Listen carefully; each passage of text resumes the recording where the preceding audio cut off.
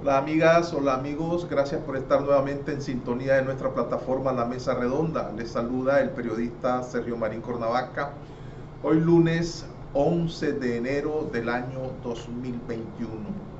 Ayer 10 de enero, ayer domingo, se conmemoró el 43 aniversario de la muerte del periodista Pedro Joaquín Chamorro Cardenal, asesinado en 1978 por sicarios de la dictadura somocista. Hoy la Fundación Violeta Barrios de Chamorro hará un recuento de las agresiones más recientes que han sufrido las y los periodistas de Nicaragua para conmemorar el pensamiento que todavía está vigente del mártir de las libertades públicas, Pedro Joaquín Chamorro Cardenal.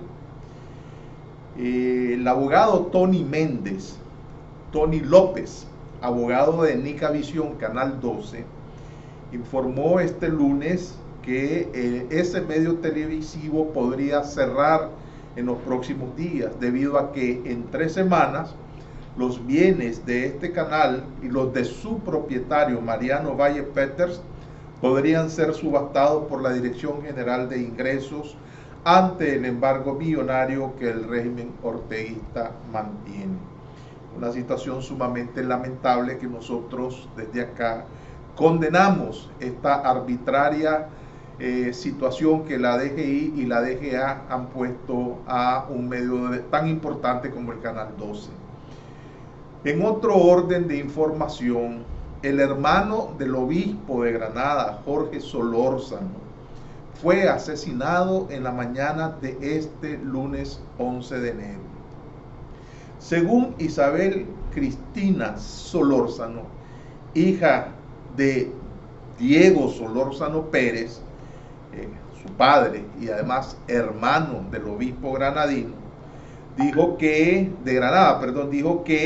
a eso de las 7 de la mañana su padre estaba llegando a la empresa de extinguidores que él tiene desde hace años, o tenía desde hace años, la cual se encuentra ubicada en los semáforos de Lindavista, 2 cuadras al sur y media cuadra al sur, cuando unos individuos en motocicleta dispararon sobre la humanidad del señor Diego Solórzano Pérez, hermano del obispo de la diócesis de Granada, Jorge Solórzano.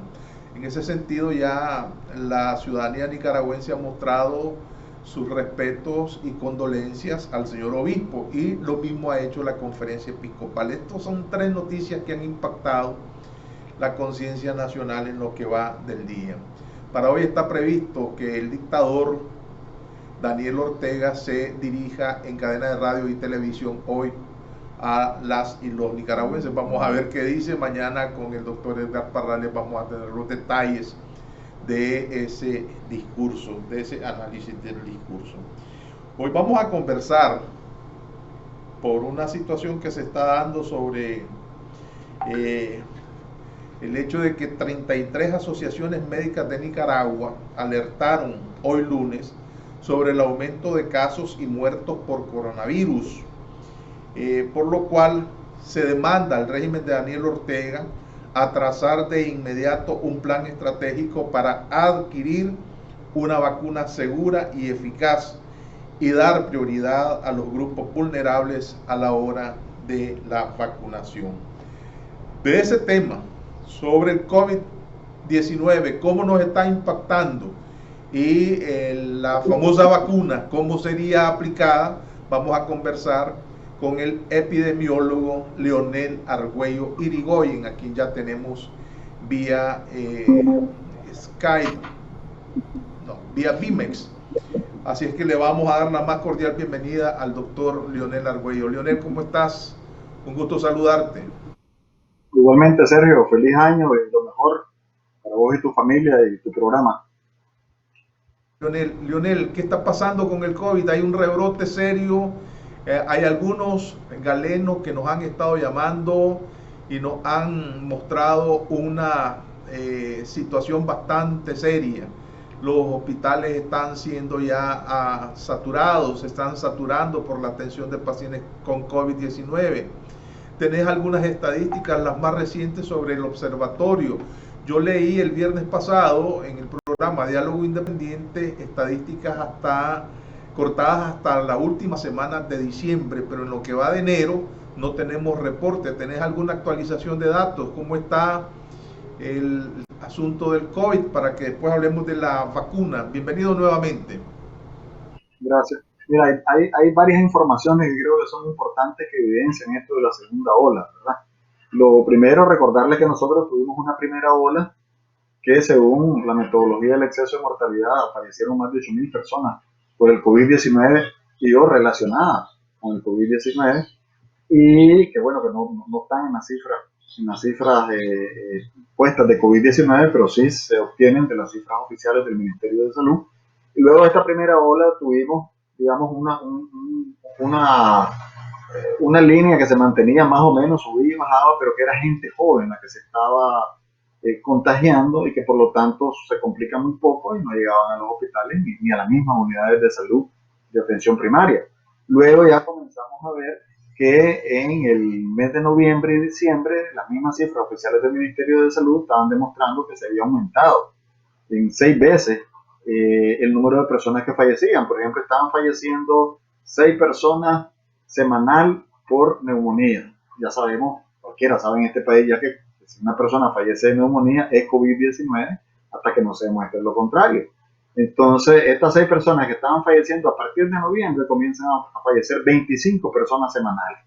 Esto te está diciendo que aumentó en 4 veces la mortalidad por neumonía.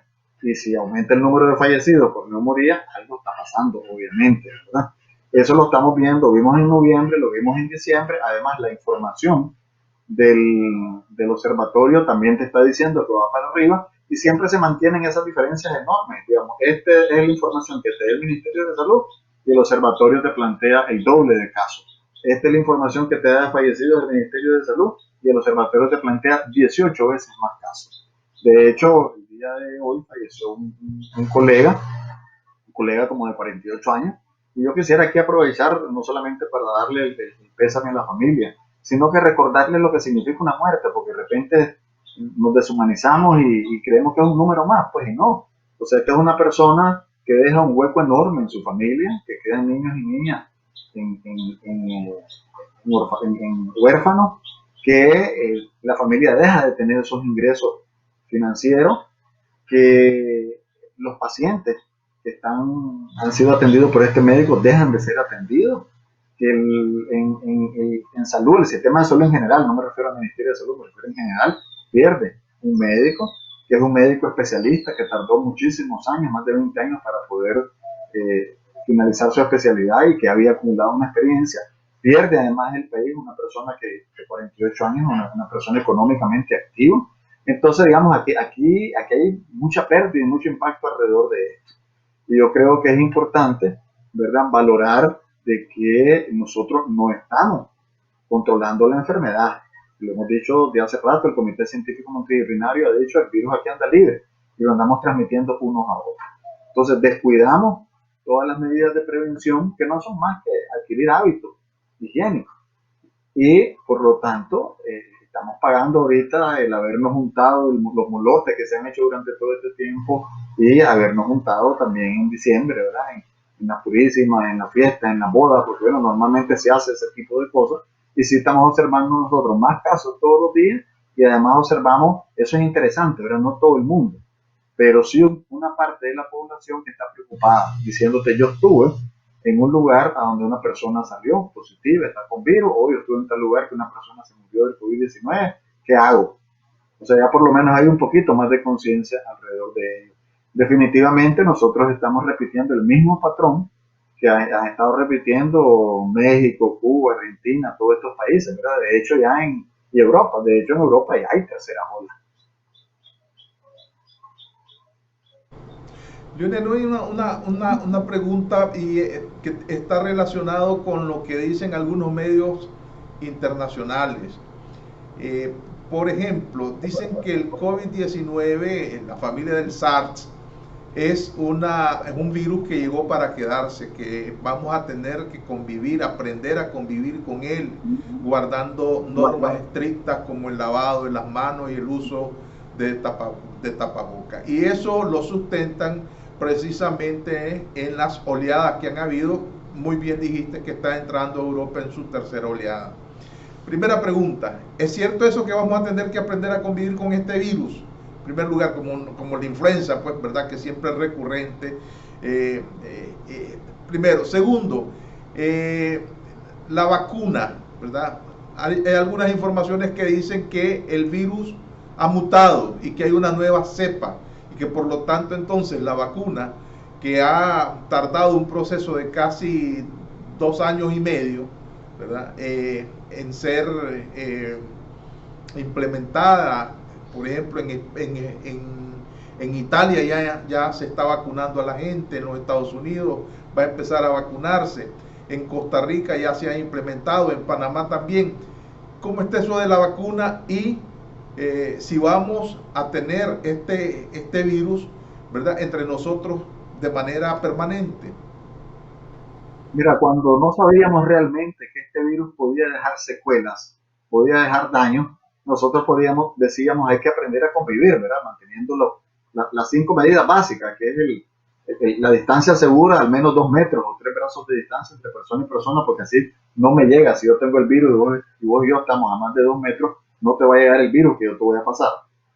El no tocarse las puertas de entrada del virus, que son los ojos, la nariz y la boca. Lavarnos las manos con agua y jabón por más de 40 segundos, porque eso mata, destruye el virus y todas las superficies están contaminadas, por lo tanto tenemos que hacer eso. Y el hecho de que si salgo utilizo una mascarilla, ¿verdad?, bien tapada mi nariz y boca, bien ajustado, y una careta facial. Si hacemos eso, uno puede evitar que el virus siga circulando, porque con solo la distancia vos impedís que brinque, por decirlo de alguna manera, de una persona a otra. Sin embargo, esto de convivir con el virus no se va a poder, porque el virus lamentablemente no solamente está enfermando y matando gente, sino que está dejando secuelas y daños posteriores.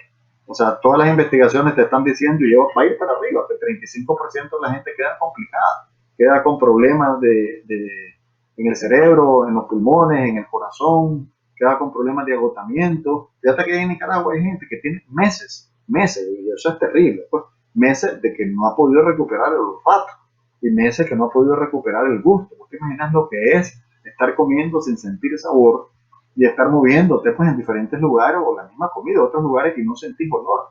Es terrible. Y tenemos gente ya que tiene varios meses de eso. Tenemos gente que aparentemente ha repetido los mismos síntomas. Tenemos gente que se hizo pruebas en otro lado de sus anticuerpos y a los 4 meses ya no tiene anticuerpos.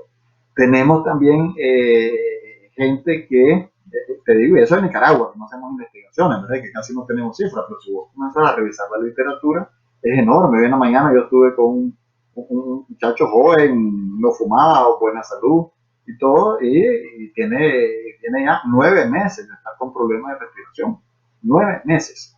¿Verdad? O sea, lo que quiero decir con esto es que ya no podemos convivir con este virus, como con la influenza y los demás. Tenemos que entrar al proceso de vacunación y de cambiar nuestros hábitos higiénicos por un periodo largo. Yo diría que todavía en 2022 nosotros vamos a tener que mantener la distancia segura, las mascarillas, las caretas, seguirnos lavando las manos con agua y jabón, pero lo que tenemos que lograr en este país es que la propia gente comience a cuidarse, ¿verdad?, que no escuche esos cantos de sirena, que todo está normal, que se cuide, que no lleve el virus a su casa. Y eso lo podés hacer. O sea, los hábitos se adquieren. Yo estoy seguro que nadie pone en duda cada vez que se mira al espejo si se va a lavar los dientes o no. Lo hace de manera automática, igual como cuando te bañas. Entonces, esto de mantener la distancia, en 3 meses que nosotros lo estemos haciendo, nuestro cerebro ya lo hace de forma automática. Yo, por ejemplo, me encuentro con alguien y yo hace calcular la distancia, ¿verdad? Y si voy a estar a más de 2 metros, ni necesito ponerme la mascarilla. Entonces, es asunto de ir acostumbrando, ¿verdad?, para que nuestro cerebro después automatice todas esas maneras de poder nosotros tomar las medidas de prevención del COVID, porque la vacuna tarda en llegar. Y pasaría al otro tema que me decís vos, ¿qué está pasando con el COVID? Mira, todos los virus cambian. Todos los virus cambian porque es un ser que necesita sobrevivir. O sea, su función es sobrevivir en el mundo. Entonces, ¿qué pasa? Si me mata a mí, hasta ahí llegó, el virus se muere conmigo. Si me ataca a mí y yo me defiendo bien, el virus se muere, ya no siguió pasando. Pero si yo ando el virus y no siento nada, porque el 95% de los adultos y el 80% de los niños no tenemos ninguna sintomatología ni ningún malestar, y andamos transmitiendo el virus, si yo mantengo esa distancia, yo no se lo estoy pasando a nadie, el virus se muere de soledad porque no tiene a qué otro ser humano infectar. Entonces, en ese sentido, el virus está cambiando continuamente. No le conviene matarme, ¿verdad? Le conviene medio mal matarme, como decimos en Nicaragua, ¿verdad? Me conviene que no me mate para yo poder pasárselo a otros. Entonces ellos van aprendiendo y se van defendiendo, porque de repente yo tengo unos anticuerpos que son muy fuertes y le doy unos buenos golpes y el virus ya sabe cómo es, entonces a sus hijos, por decirlo de alguna manera, porque él se reproduce en el día por miles de virus, va pasándole la información, diciéndole, mira, que él te va a tirar un derechazo, ya sabes, hacer la finta para que no te golpee. O sea, hay de esa manera es como se va moviendo. Entonces, estos cambios se van haciendo, lo vemos en gripe de la virus, del virus de la gripe, perdón. Vos tenés de esta forma, mañana saca una antenita y ya la vacuna no te sirve. Entonces, por eso es que cada año vos estás teniendo una nueva vacuna. ¿Qué ha pasado con la influenza? Que la influenza o la gripe, si te da, no te vuelve a repetir, pero el SARS-CoV-2 que produce el COVID-19 sí te repite. Esa es la gran diferencia. Entonces, los cambios los está haciendo cada 2 meses, más o menos está cambiando, hay cientos de cambios que ha tenido. Sin embargo, lo peligroso ha sido que tuvo 23 cambios en un periodo muy corto de tiempo y en un solo lugar.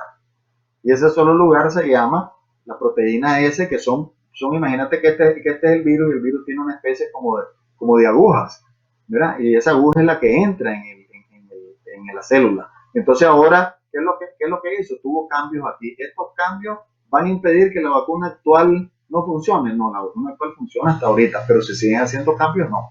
Y entonces, al hacer estos cambios, imagínate como que con un tajador le hicieras filo, ¿verdad? A estos dedos, y entonces entra más fácil en la célula. La nueva variedad es mucho más transmisible. Dicen que es hasta 70% más transmisible que la actual. Y el 60 o 70% de los casos que se presentan en Londres y que además ya está también, esa ya está aquí también en América, está en Chile, está en Argentina, está en Estados Unidos, está en México, está en Canadá, y pudiera estar en cualquiera de nuestros países, porque la cepa va cambiando, no es un asunto de que alguien te la traiga, es que el mismo virus va acomodándose a las circunstancias, y estos cambios que ocurren en otros países, igual ocurren en África, y nada tienen que ver los ingleses. Le pusieron así pues porque la descubrió en Inglaterra, pero esos cambios van creándonos cada vez más problemas porque ahora es más transmisible. No te mata más porque no es más letal, pero como te enferma más gente, al final van a haber más complicados y más fallecidos que por esta primera. Y por otro lado, si sigue haciendo cambios en esa proteína S, porque todas las vacunas están dirigidas, como quien dice, ¿verdad?, a las agujetas esas que es las que te penetran en la célula. Todas las vacunas van dirigidas aquí. Entonces, si hace mucho cambio aquí, la vacuna ya no nos serviría. Entonces, habría que hacer otra vacuna. Pero ya no tenemos que preocuparnos tanto porque la metodología, la técnica para hacer la vacuna, que duró varios meses, ya en un mes yo creo que ellos perfectamente pueden hacer otra vacuna, y de repente vamos a tener que poner 2 vacunas o logran que hayan el virus original, por decirlo así, más la variante del virus en una sola vacuna. Ahora bien, con esto de la vacuna hay que recordar lo siguiente, no es la solución, porque no es una solución inmediata. La vacuna es un elemento más de las medidas de prevención. O sea, si teníamos 5, este es el 6º elemento de medidas de prevención, y tienen que ir acompañadas de las medidas de prevención. Ahora bien, para parar una epidemia, vos necesitas un 80% de cobertura de la población que esté vacunada para que solamente queden brotes, y entonces en esos brotes vos tomas muestras, al que es positivo lo aislás.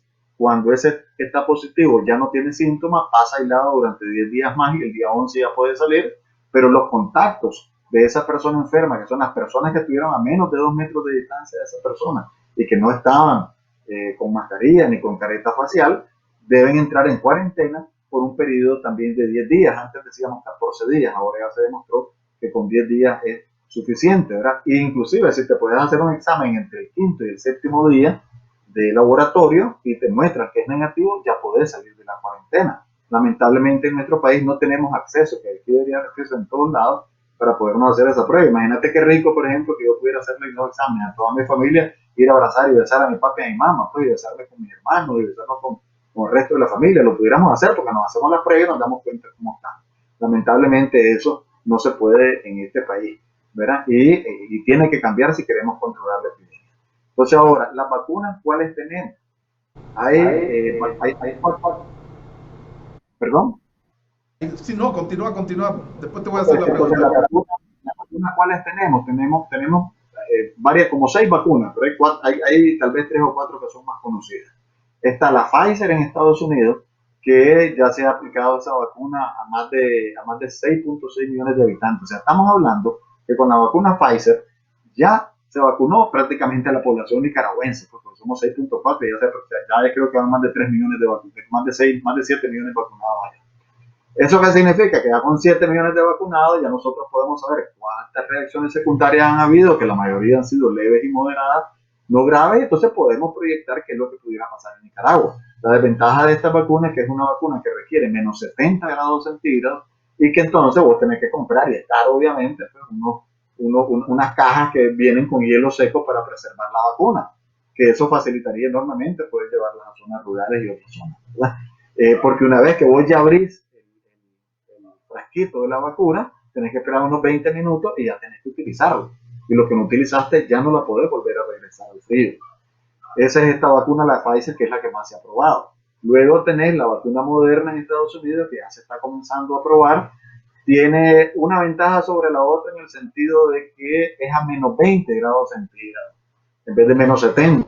Y que una vez que la sacas, tenés días para poder utilizarlo a temperatura de refrigeración.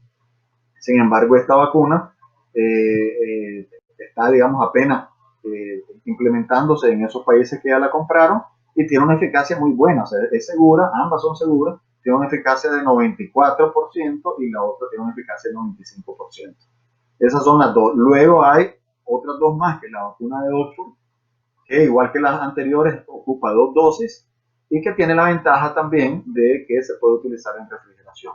Está la vacuna Sputnik 5, que es la vacuna rusa, que lamentablemente no tenemos información científica de la fase 3, pero que bueno, de todas maneras la están utilizando en Argentina y nosotros tenemos contacto con las autoridades de Argentina y con diferentes gente que nos están informando cómo van. Mira, porque esa sería la primera, digamos, la cercanía que tendríamos de información. No entiendo yo por qué esa información no se pone públicamente.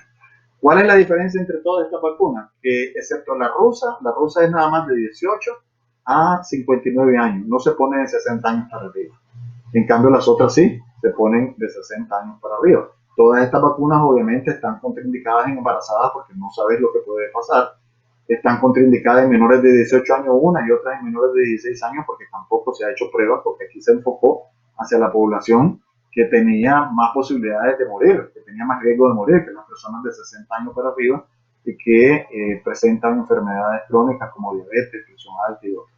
Entonces, ¿cuándo nosotros vamos a tener vacunas? El 20% de las necesidades que tenemos nosotros, que yo calculo que es alrededor de 900,000 dosis, nos las van a dar gratis a Nicaragua. ¿Cuándo? Posiblemente, si todo está bien y si el gobierno presenta los planes de cómo va a ser la logística, la capacitación del personal, y así ya tiene identificado y censado a quiénes van a hacer y todo, cómo se va a distribuir rápidamente.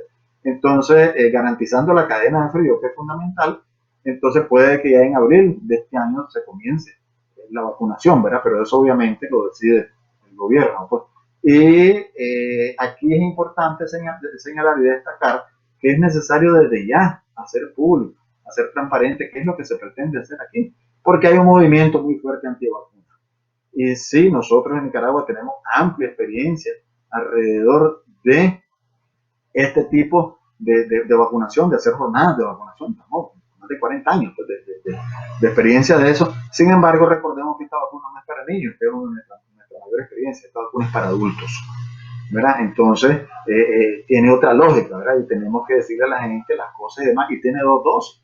Entonces, 2 dosis significa que si te fue muy mal a vos con los efectos secundarios, que no te va a dar la enfermedad, pero te puede dar dolor, te puede dar inflamación, te puede dar fiebre, dolor de cabeza, malestar general, te puede sentir cansadísimo, a las 24 horas se te va a quitar, ¿verdad? Pero te vas a sentir mal. Entonces, tenés que tener bien convencida a la gente para que se ponga la segunda, porque si no te pones las 2 dosis, no estás haciendo nada. Entonces, en el caso de Nicaragua, ¿cuál sería la prioridad, digamos, de los grupos etarios? La prioridad debe ser los trabajadores de salud.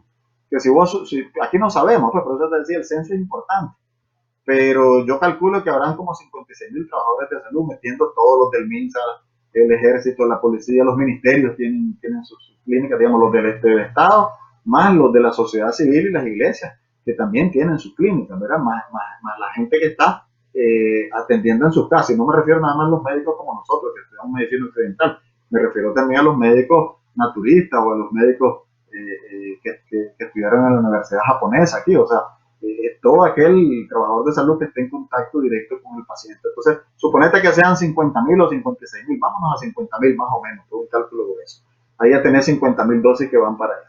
¿Cuántos somos mayores de 60 años en este país? 500.000. Ya tenés 550.000 vacunas usadas. Luego, ¿qué nos queda? Como 350.000 dosis. ¿A quién le pondría yo? A personas con discapacidad, porque no pueden defenderse, no pueden cuidarse solitos. A algunas personas que tengan casos especiales de enfermedad, que habría que dirigírsela a ellos, a población indígena y a población afrodescendiente, en el entendido también que cuando hablamos mayores de 60 años va a población indígena o de pueblos originales y va también a población afrodescendiente. Y algunos me dirán, ¿y por qué la población afrodescendiente y son bien fuertes? Bueno, porque es una población que por su característica étnica, ellos son obesos, tienen cuerpos preciosos, ¿verdad? Pero cuando, hombre y mujer, pero cuando ellos van aumentando de edad, se ponen obesos y obesas y además padecen mucho de presión alta. ¿Verdad? Y nosotros tenemos que cuidar a las minorías de nuestro país, ¿verdad? Porque es importantísimo conservar la multietnia y lo multilingüe y multicultural en nuestro país, porque es uno de los valores importantes que tenemos. Yo hacia ahí los dirigiría. Ahora, ese es el buen escenario. El otro escenario sería de que es que estas 900.000 dosis nos las van a dar para la primera y la segunda dosis, entonces se reduce esto a la mitad. Entonces ahí vos tenés que priorizar y decir, bueno, de los trabajadores de salud, solamente aquellos que están en contacto directo con el paciente. De las personas mayores de 60 años, solamente aquellos que tengan enfermedades crónicas. Y ahí la importancia que te decía yo del censo, ¿verdad? Porque tenés vos que garantizar eso. Entonces va a haber qué prioridades, pero hay que tener plan A, plan B, plan C, plan D, preparándose para esto, porque tampoco sabes qué vacuna va a venir aquí. Hay una vacuna cubana, por ejemplo, que se está aprobando y va a entrar a fase 2, pero no hemos tenido más información. No sé si es que ya esa la descartaron y están haciendo otra. Estoy tratando de conseguir información. ¿Por qué? Porque estas vacunas sí funcionan perfecto, pues, ¿verdad? Porque va a salir más barato.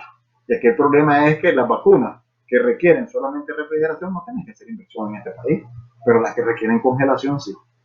Ya la logística es un poquito más compleja. Y claro, si vos tenés 50 millones, de esos 50 millones a lo mejor la mitad se te va en logística, ¿verdad? Y la otra mitad en comprar vacunas, entonces tu cobertura es menor. Todo eso hay que verlo con suficiente tiempo, porque cuando nos demos cuenta ya vamos a estar en abril.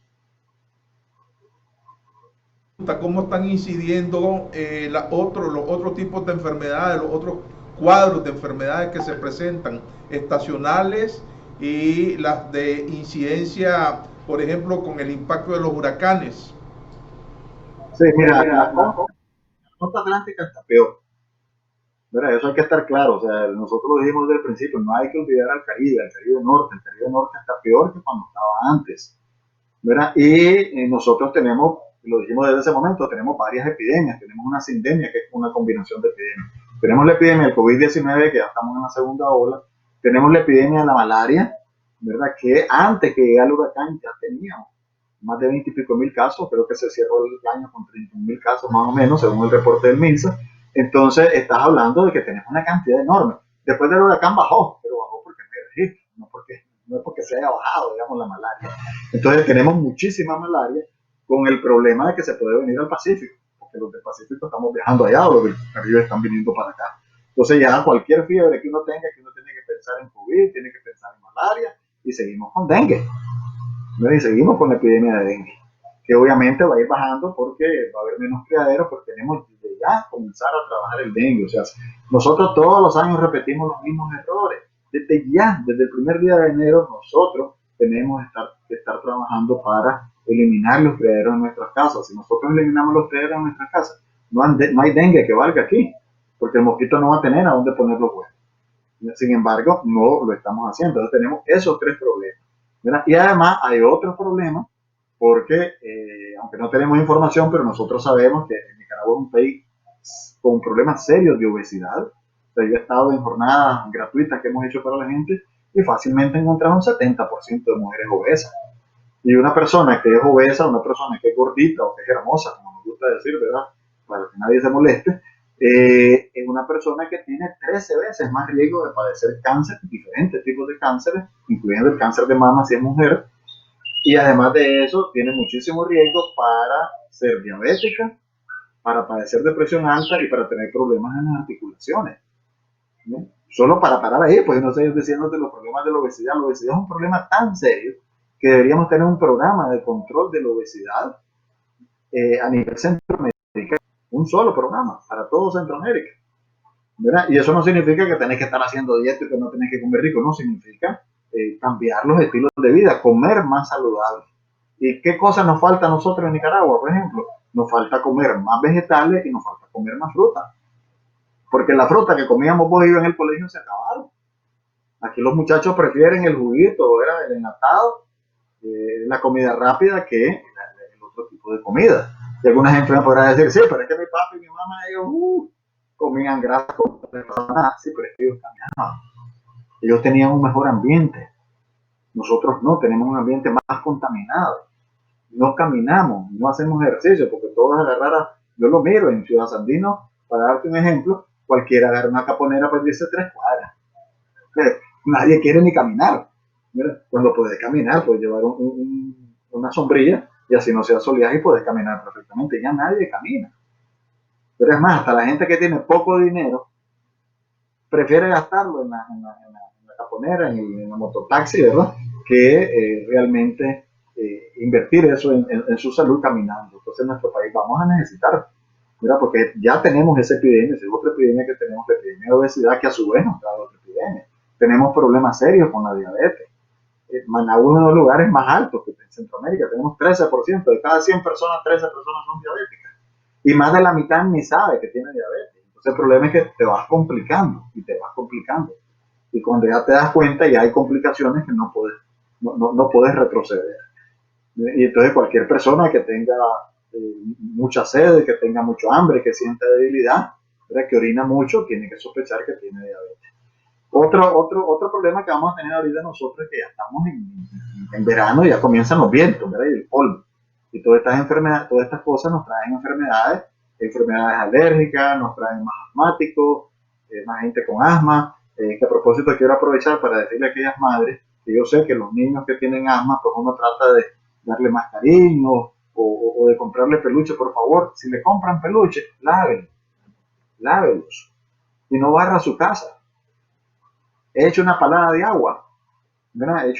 Lávelo a baldazo su casa, porque el estar levantando, ¿verdad? Es malo para la gente que tiene alergia, pues, alergia en la piel, pero también a los que tienen asma. Entonces también se va a incrementar eso, ¿verdad? Y yo creo que es necesario más educación en este país, porque ya se demostró con el COVID-19 que el 45% de la gente siguió las recomendaciones.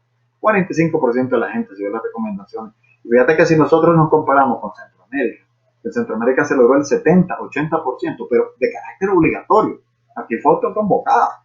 Aquí fue la misma población la que decidió, a través de mensajes que envió el Comité Científico Multidisciplinario, las asociaciones médicas, la Iglesia Católica, la empresa privada y otra gente más que apoyó.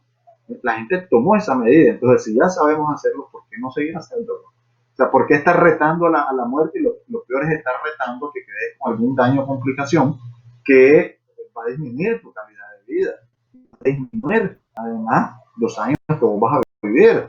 Y estemos claros de una cosa, o sea, nosotros no tenemos un sistema de salud para que puedan a todos esos niños que se han enfermado y a toda esa gente que se ha enfermado a estarle haciendo un ultrasonido del corazón para ver si hay algún problema, algún daño. O sea, también el sistema de salud, no solo en Nicaragua, en el mundo va a tener que cambiar, va a tener que adaptarse, porque vamos a entrar a una nueva era, a donde el síndrome post-COVID va a ser considerada también como una enfermedad crónica. Y la gente que ya le dio, pues va a tener sus secuelas, y esas secuelas tenemos que diagnosticarla rápidamente, captar rápidamente a ese paciente y tratar de darle solución, ya sea a través de medicamentos o ya sea a través de cirugía. Y cuando hablamos de cirugía, es cirugía del corazón. Entonces eso significa que ya tenemos que estar pensando quiénes son los cirujanos ahorita y qué cirujanos deberíamos enviar a estudiar para hacer cirugía del corazón, para que estén listos. y afrontar estos problemas que vienen de futuro. Uno tiene que ver para adelante. ¿Verdad? Lo que no se puede es estar negando la realidad. Siempre botándonos, ¿verdad? Una serie de consejos y un panorama bastante general de lo que está sucediendo en el campo de la medicina. Ha sido muy claro, espero yo que ese 45% de ciudadanos, ¿verdad?, que de forma voluntaria asumen estas recomendaciones, aumenten y logren persuadir a sus amigos y familiares para que en realidad se asumen un 100%, porque estamos hablando de la vida de cada uno de los integrantes de las diversas familias nicaragüenses. Gracias, Lionel, por tu gentileza. Estaremos siempre en contacto con tu persona para que nos estés orientando sobre lo que debemos hacer. Gracias a ustedes, amigos y amigas, por haber estado con nosotros el día de hoy. Tengan ustedes el mejor de los días.